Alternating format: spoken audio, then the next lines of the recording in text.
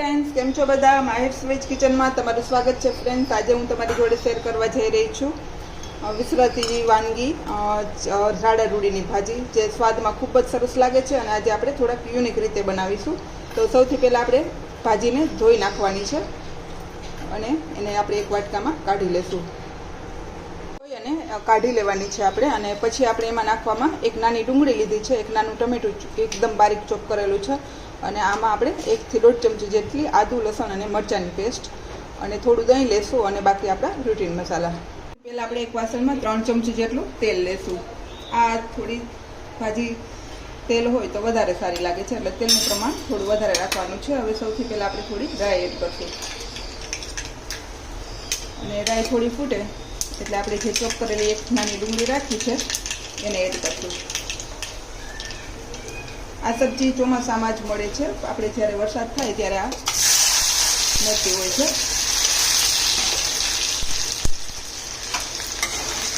હવે આને થોડી આપણે બ્રાઉન શેકી લેવાની છે. માર્કેટમાં તો આ સબ્જીના ભાવ ખૂબ જ ઊંચા હોય છે, પણ જો તમે તે રસ્તામાં નીકળતા હોય અને તમને આ જોવા મળે તો ચોક્કસથી લઈ લેજો, અને હેલ્થ બેનિફિટ ખૂબ જ વધારે હોય છે. તો આ રીતે આપણે ડુંગળીને થોડી બ્રાઉન કરી લેવાની છે. તો હવે આવી બ્રાઉન થઈ ગઈ એટલે હવે આપણે એમાં હિંગ એડ કરશું. હિંગનું પ્રમાણ થોડું વધારે રાખવાનું છે અને જીરું એડ કરશું. જીરું અને હિંગ ડુંગળી સંતળાઈ જાય પછી એડ કરવાનું છે અને એને પણ આપણે થોડું શેકી લેશું. અને હવે આપણે જે આદુ મરચાંની પેસ્ટ બનાવી એ એડ કરી દઈશું.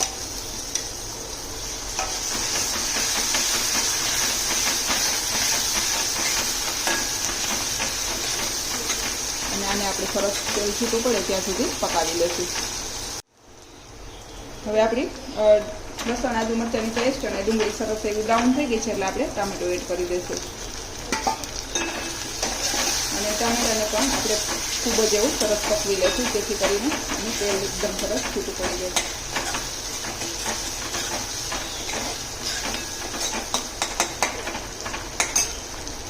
હવે ટમેટા પણ એકદમ સરસ તળી ગયા છે એટલે આપણે હવે આપણી જે રાડા રૂડીની ભાજી છે એને એડ કરી દઈશું.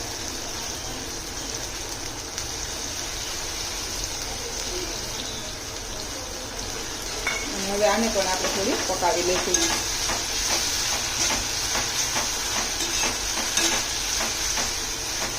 સ્વાદ મુજબ મીઠું એડ કરશું. બીજા મસાલા આપણે થોડી વાર પછી કરશું. આ ભાજી છે એ થોડી સ્વાદમાં થોડીક ખટાશ પડતી થાય છે, અને આપણે ટમેટું પણ એડ કર્યું છે અને હજી દહીં પણ એડ કરશું, એટલે એને બેલેન્સ કરવા થોડો ગોળનો પણ આપણે યુઝ કરશું.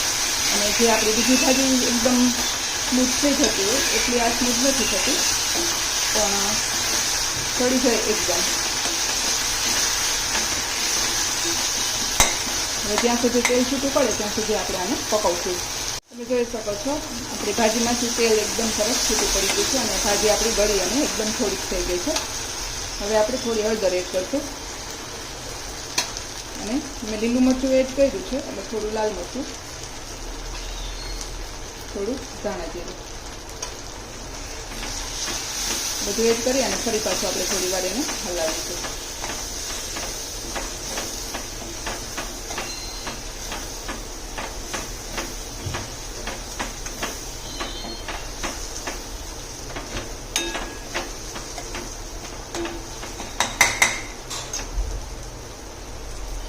થોડું આપણે ગોળ એડ કરશું અને અડધા ચમચા જેટલું દહીં એડ કરશું. આપણી ભાજી હોય એ પ્રમાણે આપણે દહીંને એડ કરવાનું છે, જેટલા પ્રમાણમાં લીધું હોય એ પ્રમાણમાં. અને જ્યાં સુધી દહીંનું પાણી બળી જાય ત્યાં સુધી ફરી પાછું આપણે એને પકાવી લઈશું. આ ભાજી રોટલા જોડે બહુ સરસ લાગે છે, તો જો તમને મળી જાય તો ચોક્કસથી ટ્રાય કરજો અને આ રીતે બનાવવાની કોશિશ કરજો. ખરેખર ખૂબ જ ટેસ્ટી બનશે. તો હવે જ્યાં સુધી દહીંનું પાણી બહાર આવે ત્યાં સુધી આપણે એને પકાવશું. તમે જોઈ શકો છો એકદમ તેલ સરસ છૂટું પડી ગયું છે અને દહીંનું પાણી પણ બળી ગયું છે. તો હવે આપણી ભાજી છે એકદમ બની અને રેડી છે. આપણે નીચે ઉતારી લઈશું અને તમે જોઈ શકો છો કેટલી સરસ એકદમ ખાવાનું જોતાં જ મન થઈ જાય એવી બની છે. તો હવે આપણે નીચે ઉતારી લઈશું અને સર્વ કરશું. ફ્રેન્ડ્સ, તૈયાર છે મારી વિસરાતી વાનગી રાડા રૂડીની ભાજી. જો તમને મારી આ રેસિપી પસંદ આવે તો લાઈક કરજો, શેર કરજો અને સબસ્ક્રાઈબ કરવાનું ભૂલતા નહીં. Thank you. બાય.